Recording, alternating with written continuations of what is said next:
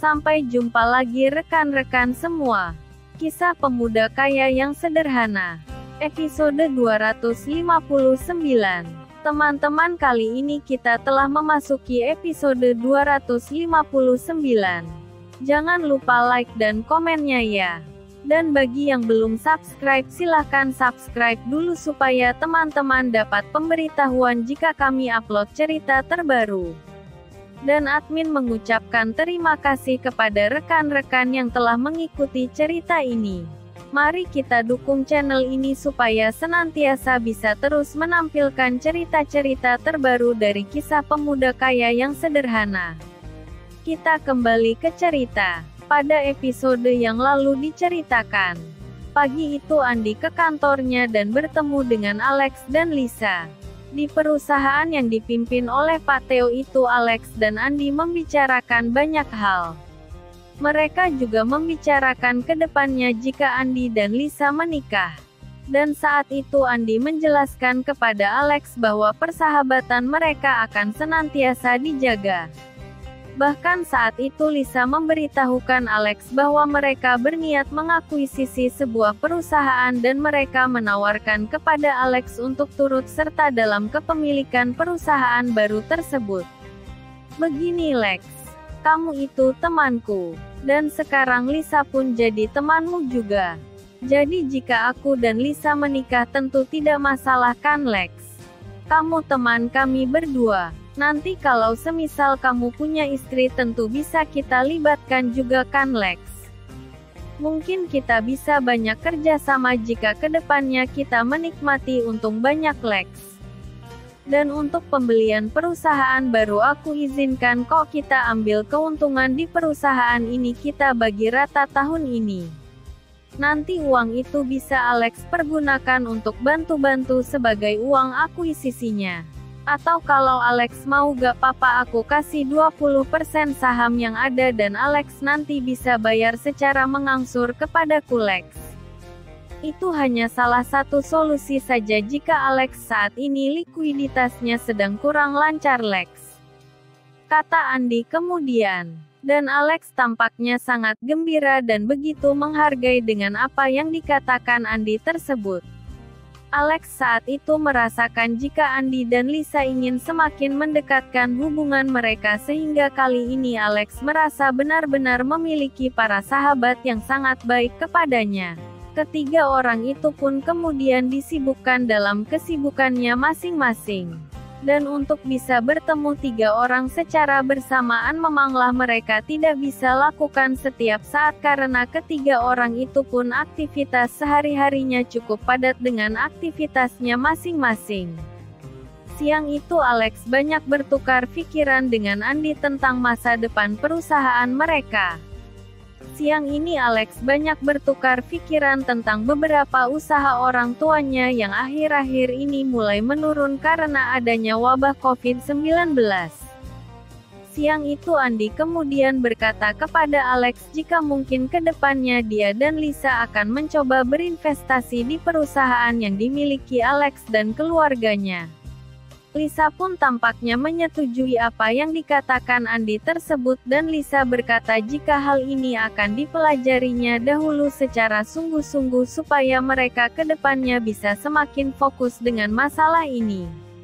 Hari ini jam 5 sore Andi telah keluar dari perusahaannya dan hari ini Andi pulang bersama dengan Lisa. Jam telah menunjukkan pukul 5:30 sore ketika Andi sampai di rumahnya. Sore ini baru beberapa orang yang ada di rumahnya. Rupanya sore ini Johan dan beberapa orang temannya telah sampai di rumah terlebih dulu. Sore ini wajah Johan terlihat bahagia ketika bertemu dengan Andi. "Sore Mas Andi," tanya Johan kemudian kepada Andi.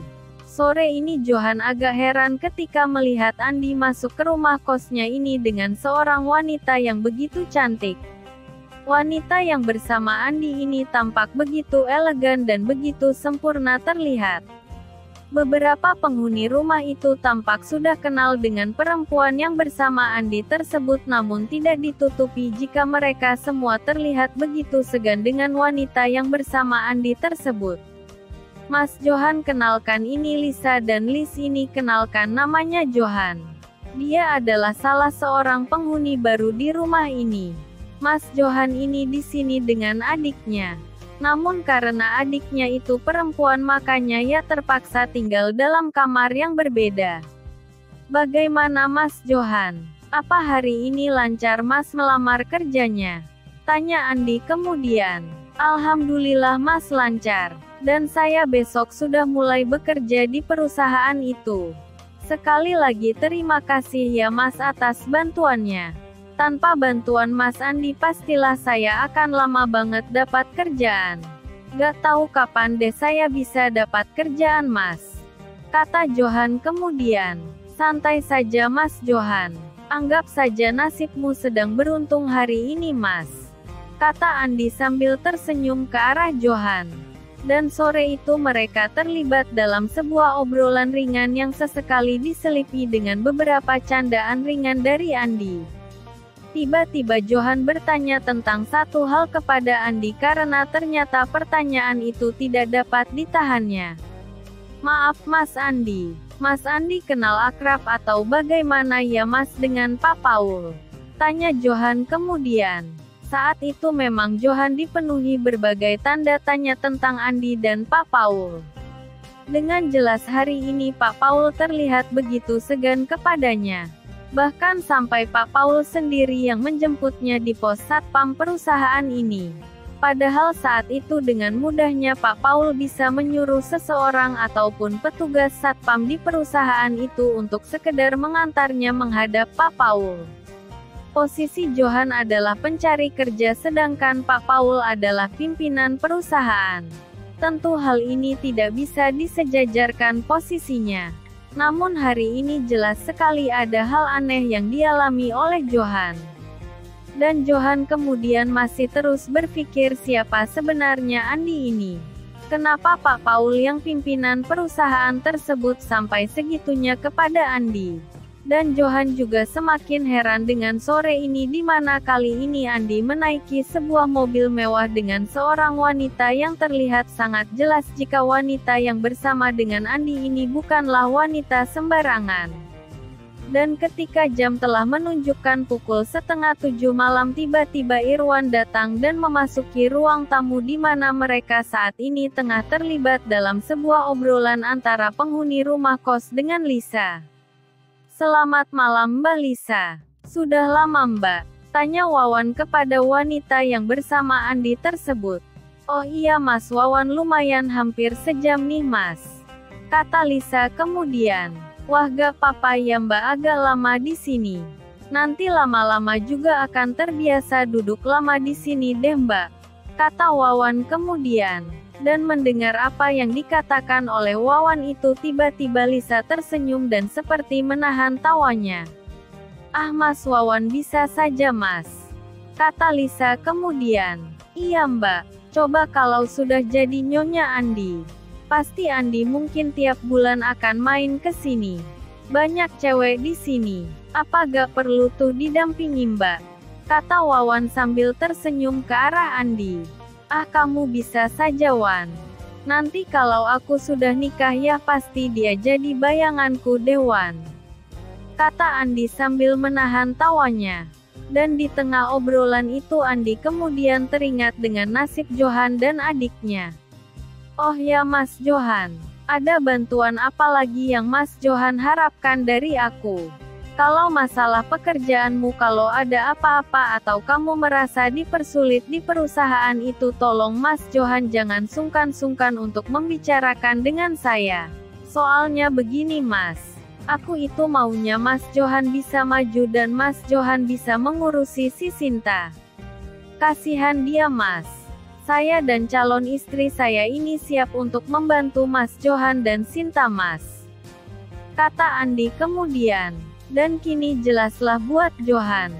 Ternyata wanita cantik ini adalah calon istrinya Andi.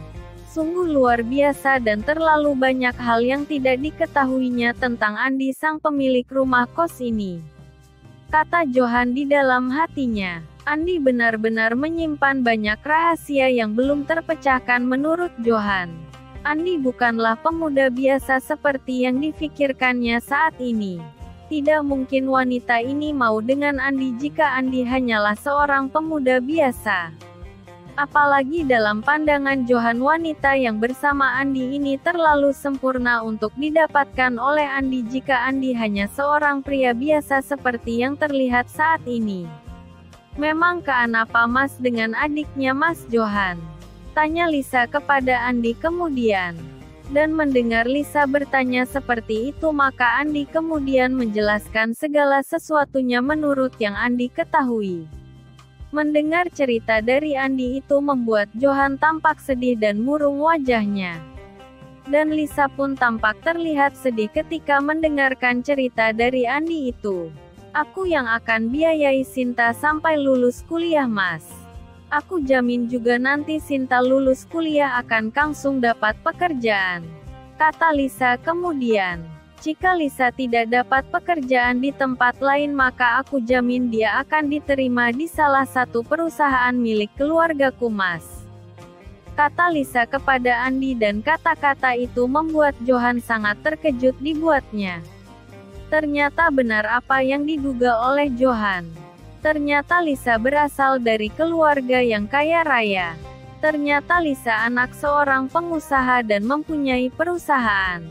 Kini semakin lengkaplah rasa penasaran Johan kepada Andi. Malam ini Lisa kemudian melanjutkan pembicaraannya dengan para penghuni rumah kos ini, terutama kepada Fatma dan Nuning. Dan malam ini Lisa juga memberitahukan jika papanya keadaannya juga sudah semakin membaik, tinggal harus kontrol rutin saja yang mesti tetap harus dilakukan, dan itu pun dokternya yang datang ke rumah. Malam ini Johan seakan masih belum percaya bila besok sudah mulai bekerja di sebuah perusahaan yang cukup ternama. Johan malam itu tak lupa mengucapkan terima kasih kepada Andi karena Andi yang telah membantunya dalam mendapatkan pekerjaan yang memang saat ini sangat dibutuhkan oleh dirinya dan adiknya Sinta. Itulah kisah pemuda kaya yang sederhana episode 259. Terima kasih kepada rekan-rekan yang sudah mengikuti cerita ini. Jangan lupa like, subscribe, dan bagikan cerita ini kepada rekan-rekan Anda. Silahkan rekan-rekan tulis saran dan komentar Anda. Dan mari kita majukan channel ini, supaya kita bisa terus menikmati cerita ini. Terima kasih.